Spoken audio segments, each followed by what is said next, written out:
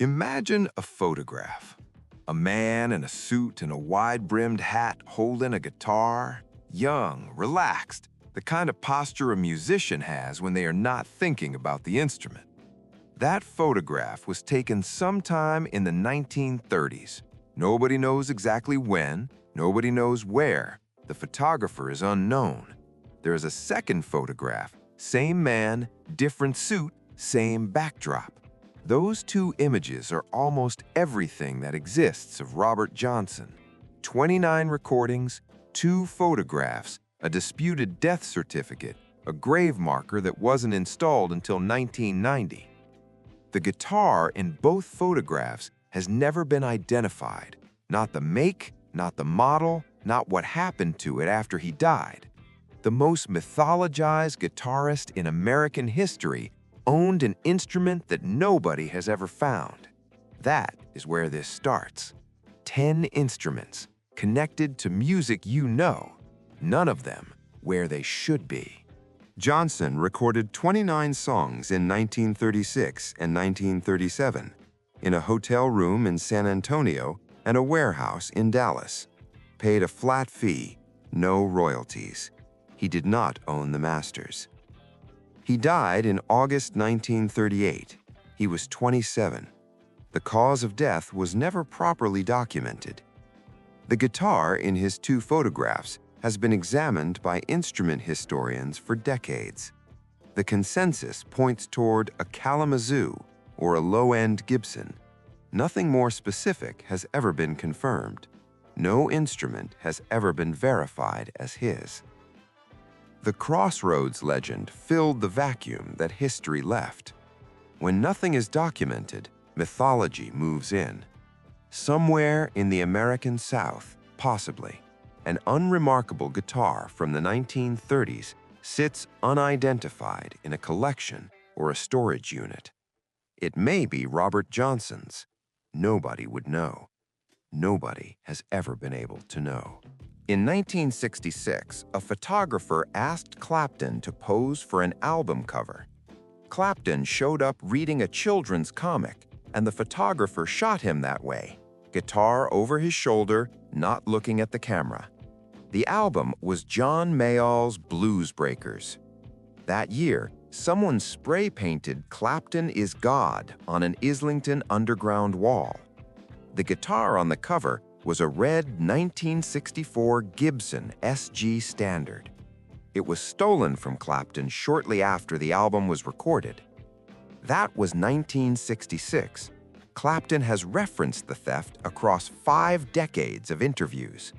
No instrument matching its description has surfaced in any documented auction or sale. The guitar that announced him to the world has been missing for nearly 60 years. Parker arrived in New York as a teenager and reinvented jazz from the inside. The clubs that packed out to hear him paid him poorly and kept the rest. He pawned his saxophone more than once for drug money because the industry that profited from his genius never gave him enough to keep it. The specific Selmer alto he used on his defining recordings, Coco, Ornithology, Now's the Time, was never documented. When he died in 1955 at 34, his estate was in disarray. The doctor who examined his body estimated his age at 53. The most important saxophonist of the 20th century has no verified primary instrument. Nobody ever thought it was important enough to write down. That judgment, implicit, never stated, tells you everything about how the industry valued the people who built it. Parsons invented country rock before it had a name.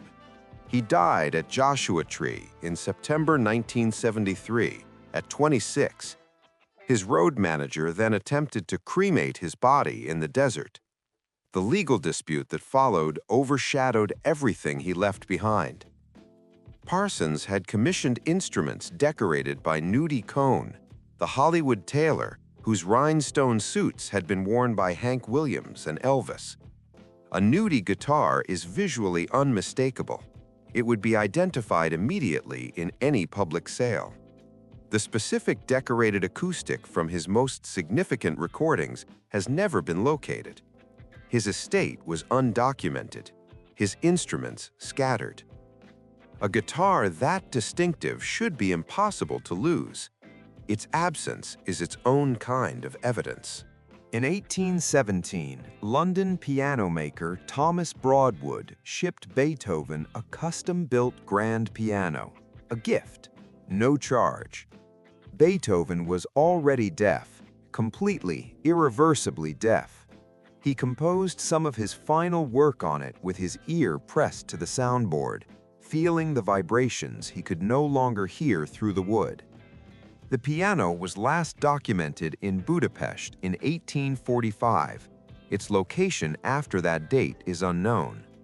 One of the most historically significant instruments ever made has been missing for 180 years. Not stolen in the night, not pawned for drug money, simply gone through debt, disorganized estate management, and the slow indifference of institutions that should have known better. This is not a rock and roll problem. We have been losing the instruments of genius for as long as genius has existed. Peter Green founded Fleetwood Mac at 20. His 1959 Gibson Les Paul had a pickup installed backwards during a repair, producing an out-of-phase tone that no other guitar has ever replicated. B.B. King said Green had the sweetest guitar tone he had ever heard. Green experienced a serious mental breakdown in the early 1970s. He sold the Greenie for very little during a period when he wasn't himself. The guitar moved through undocumented ownership for 2 decades. Gary Moore eventually acquired it. Kirk Hammett purchased it in 2014. The guitar was found. Green was asked about it in later interviews. He said he didn't want it back, that it didn't belong to him anymore. He had given it away in a moment when he wasn't himself, and it had never returned to him in any sense that mattered. The guitar was found. The story was not. August 18, 1969, sunrise. Most of the 500,000 people had already left. Hendrix took the stage Monday morning and played the Star-Spangled Banner on a white Fender Stratocaster. 2 minutes, one of the most analyzed pieces of music in American history. The guitar he burned at Monterey in 1967 is confirmed destroyed. The Woodstock Stratocaster has been claimed by at least 2 parties. Neither claim has been verified by the Hendrix estate. The Provenance Trail dissolves within months of the performance. Hendrix died 13 months later. He was 27. 500,000 witnesses, film crews, frame-by-frame analysis, and still nobody can say where it is. If we cannot locate a guitar that 500,000 people watched being played, what does that tell us about the ones nobody was watching? Autumn 1970, Criteria Studios, Miami. Clapton's sessions were stalled. Tom Dowd brought in Duane Allman. What followed over 2 weeks produced Layla, a double album containing what many consider the finest guitar interplay in rock history. Allman played a 1957 Gibson Les Paul Gold Top. Allman died in a motorcycle accident in October 1971. He was 24.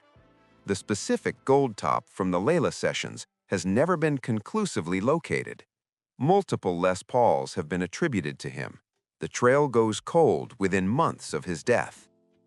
Clapton's guitar from the same era was stolen in 1966 and never recovered. Allman's guitar from those same Layla sessions cannot be located.